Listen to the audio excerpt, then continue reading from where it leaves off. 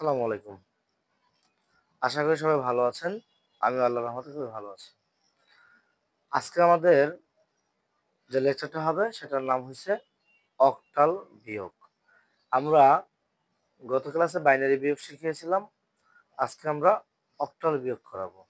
তো আমি যদি প্রথমে একটা অক্টাল সংখ্যা লিখি, আমরা তো জানি যে অক্টাল ৮ বিটের কোড। অক্টাল ৮ বিটের কোড। হ্যাঁ, এটার নাম আজকেরটা হচ্ছে কি শিরোনামটা হবে অক্টাল বিয়োগ। অক্টাল বিয়োগ। তাহলে আজকে আমি যে অক্টাল নাম্বারটা লিখবো, অর্থাৎ অক্টাল বিট হচ্ছে 0 থেকে 7 পর্যন্ত।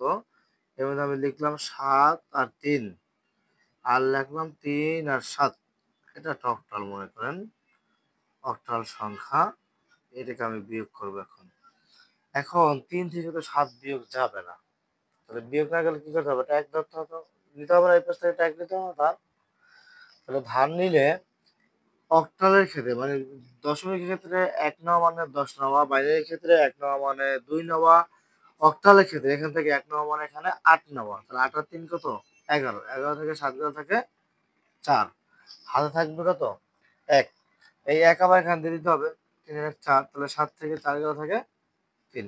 আমাদের অক্টাল বিয়োগ শেষ। ওকে, সিম্পল অক্টাল বিয়োগ। এখন আমি যদি দশমিক নিয়ে করি,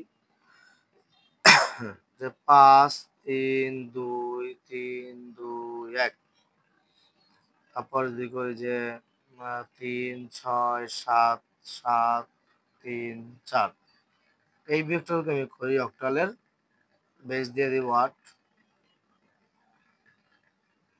আচ্ছা, তাহলে 1 থেকে তো 4 বিয়োগ যাবে না, যাবে?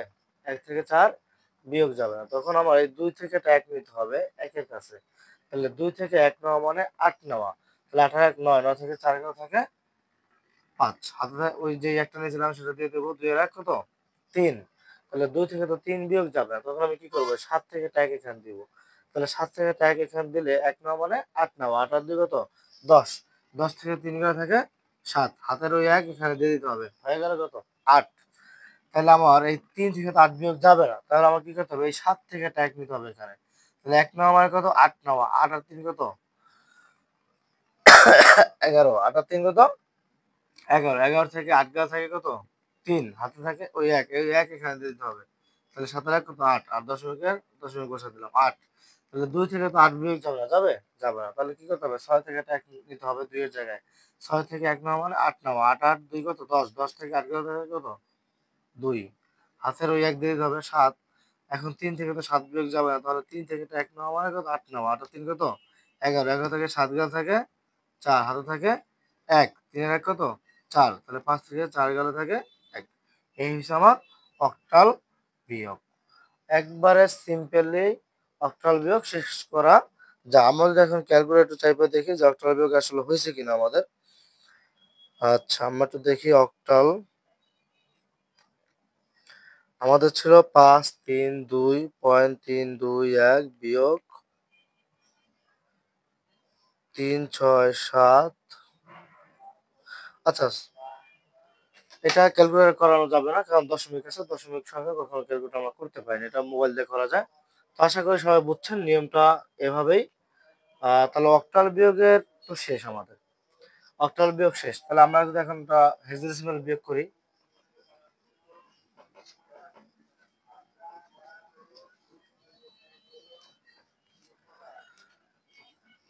আচ্ছা এখন আমরা শিখবো হেক্সাডেসিমাল বিয়োগ। হেক্সাডেসিমাল বিয়োগ, হেক্সাডেসিমাল বিয়োগ, হেক্সাডেসিমাল বিয়োগ।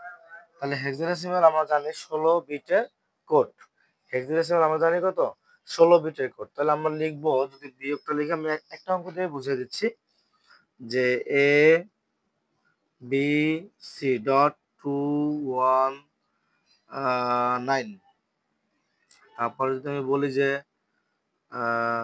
D E dot 548।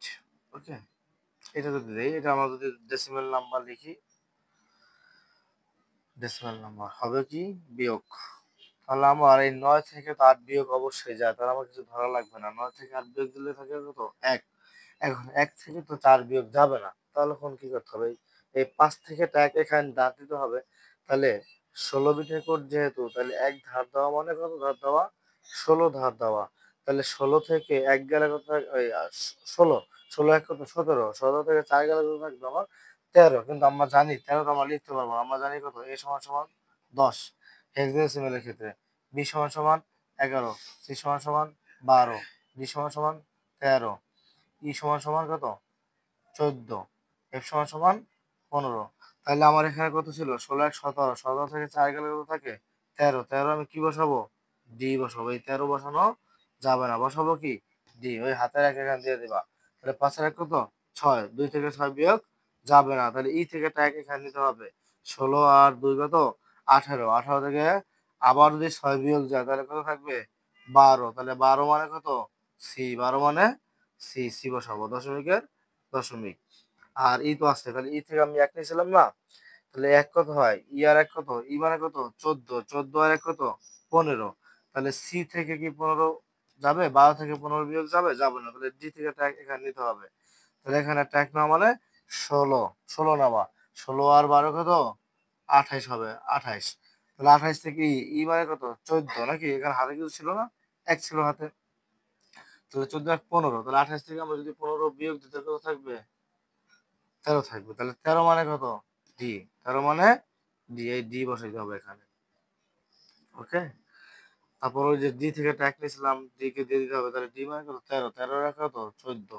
তাহলে বি থেকে, বি মানে কত? 11, 11 থেকে কি 14 বিয়োগ যাবে? যাবে না, তাহলে খালি ঘর থেকে ট্যাগ নিতে হবে এখানে। তাহলে 1 মানে 16 নেওয়া, এটা মানে কত? 27। তাহলে 27 থেকে তোমার 14 বিয়োগ দিতে হবে, থাকে কত?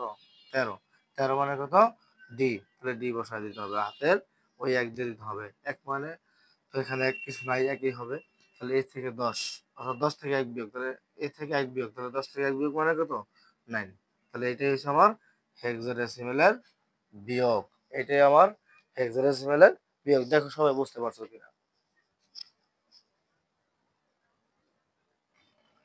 তো আশা করি সবাই হেক্সাডেসিমেল বিয়োগটা বুঝতে পেরেছেন। আমি গত ক্লাসে বাইনারি বিয়োগ শিখিয়েছিলাম, আজকে অক্টাল হেক্সাডেসিমেল দুটো শেষ করে দিলাম। তো বাইনারি, হেক্সাডেসিমেল, অক্টাল যোগ বিয়োগ নিয়ে আশা করি আমার ভিডিও ক্লাস দেখার পরে আর কারো সমস্যা হবে না। তো ভিডিও ক্লাসটা বা আমার এই লেকচারগুলো যদি ভালো লাগে তাহলে আপনারা লাইক কমেন্ট শেয়ার করে দিবেন, আমাকে সাপোর্ট করবেন যেন আমি আরো ক্লাস দিতে পারি। আমাকে উৎসাহ দিবেন যেন আমি আরো ভালো ভালো ক্লাস আপনাদের উপহার দিতে পারি। তো আজকে এ পর্যন্তই থাকবে। আর এই যে লেকচারগুলো আমি যেগুলো দিচ্ছি সেগুলো শুধু ইন্টারের বা একাদশ দ্বাদশ শ্রেণীর আইসিটির জন্য কাজে লাগবে না, বিসিএস সহ সকল চাকরির পরীক্ষার জন্য এগুলো খুবই উপকারী। এগুলো পরীক্ষা আসে, বিশেষ পরীক্ষা তো আইসিটি থেকে প্রশ্ন অবশ্যই আসে, আর আসলে বাইনারি এই যোগ বিয়োগ থেকে অবশ্যই প্রশ্ন আসে। তো আপনারা সবাই দেখবেন, লাইক কমেন্ট শেয়ার করবেন, আমাকে সাপোর্ট করবেন। আপনারা সবাই ভালো থাকবেন। আসসালামু আলাইকুম।